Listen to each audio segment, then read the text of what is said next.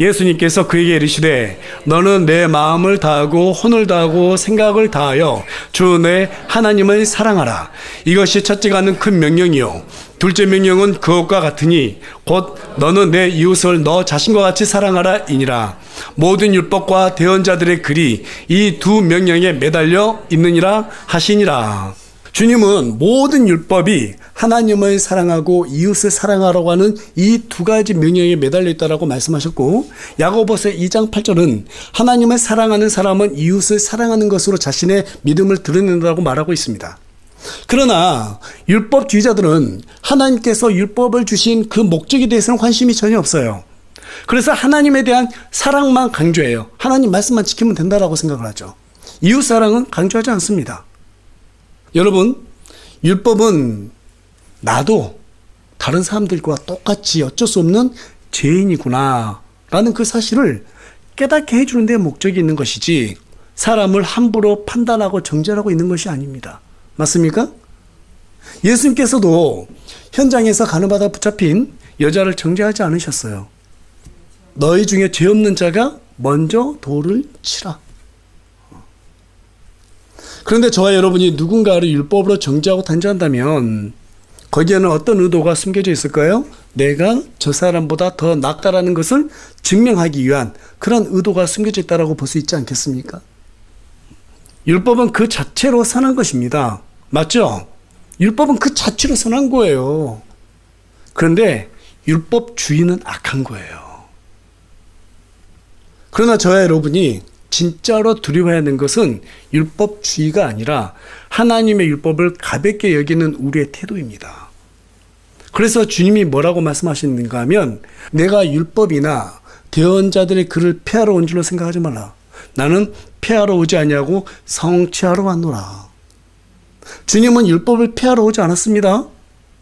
주님께서 율법을 폐하러 오지 않고 성취하러 왔다. 이 말은 무슨 말이냐면 율법이 성취할 수 없는 구원의 사역, 즉 생명을 살리는 사역을 완수하러 오셨다 이 말이에요. 그것을 이제 누구한테 맡겼어요? 교회에게 맡겼습니다. 저와 여러분이 그분의 사역을 완성시키기 위해서 교회라는 이름으로 이렇게 한자리에 모인 겁니다. 이를 위해서 우리 예수님께서 뭘 강조하셨어요? 영과 진리로 경배하는 예배를 강조하셨고 또 하나님과 하나가 되도록 하기 위한 기도를 강조하셨습니다. 땅끝까지 복음을 전하라고 명령하셨어요. 그런데 여러분, 율법에 기도하라는 명령이 있어요? 없어요? 명령이 있어요? 그런 명령은 없어요. 전도하라는 명령이 있어요? 없어요? 구약 율법에 없습니다. 영과 진리로 하나님께 경배해라. 너희들의 몸을 살아있는 이승물로 드려라. 이런 말 있어요? 없어요? 큰일 나요. 구약에서는 우리 몸을 살아있는 이승물로 드렸다가는. 그럼에도 불구하고 우리 신약 성도들은 이 명령을 지켜야 될까요? 지키지 말아야 할까요? 지켜야 돼요. 왜 지켜야 될까요? 왕이 명령하셨잖아요. 여러분, 왕이 명령한 거 안 들으면 어떻게 돼요? 왕이 명령하셨으니까 우리는 그것들을 지켜야 될 우리에게 책무가 있는 겁니다.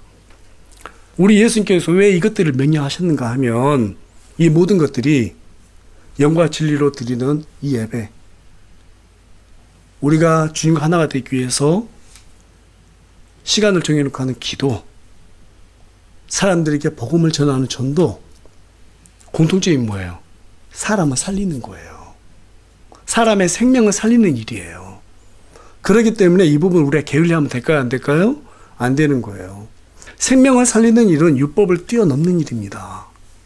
이 일을 율법주의라는 말로 합리화시켜서 나태해지기 쉬운 사람들이 참 많은데 그건 잘못된 거예요. 그 마땅히 왕께서 우리에게 명령했기 때문에 우리가 그 복음의 완성을 위해서 하나님 앞에 정말 게으르지 않고 나태하지 않도록 최선을 다해야 되는 그런 일입니다. 주께서 명령하신 복음은 사람의 생명을 살리는 일입니다. 그러나 율법은 사람을 살릴 수가 없어요. 저와 여러분이 율법으로 누군가를 정죄한다고 해서 그 사람을 살릴 수 없다라는 것입니다. 영과 진리로 하나님께 나아가서 성령의 충만함을 받고 기도와 복음하는 일로 수고할 때 사람을 살릴 수 있는 거예요. 그래서 사도 바울이 뭐라고 말했습니까? 그분께서 또한 우리를 새 상속 언약의 유능한 사역자로 삼으시되 글자의 사역자가 아닌 영의 사역자로 삼으셨나니 이는 글자는 죽이되 영은 생명을 주기 때문이라. 우리 주님께서 우리에게 새 상속의 언약, 사람을 살리는 이 유능한 사역자로 우리 삼으셨다라는 거예요. 유능한 사역자로. 세상 속에서 우리가 살아있는 희생을 하나님께 드리고 또 이 형식적인 예배 가운데서 다시 영적인 이 모든 활동을 충분하게 공급을 받고 사람들에게 복음을 전하고 기도로 하나님과 하나가 되어서 하나님께 영광을 올려드리는 거예요. 맨날 뭐 율법 가지고 너 그랬어 안 그랬어, 그게 사람을 살리는 일이 아니잖아요. 네. 교회에서 모든 사람이 성숙한 게 아니에요. 성숙한 사람은 이 예배에 대한 진정성이 있을 것입니다. 기도도 게을리하지 않을 것입니다. 복음을 숙명으로 여길 것이에요. 하지만 성숙하지 않은 사람들은요, 거기까지 도달하는데 시간이 걸립니다. 어떤 사람은 뭐 몇 년이 될 수도 있고 10년, 20년이 될 수도 있고, 예, 오래 걸리는 일이에요. 주님이 우리를 위해서 오래 참아 주셨던 것처럼 우리도 그런 약한 지체들이 성장할 때까지 참고 기다려주는 것이 우리가 할 수 있는 덕입니다. 맞습니까? 예.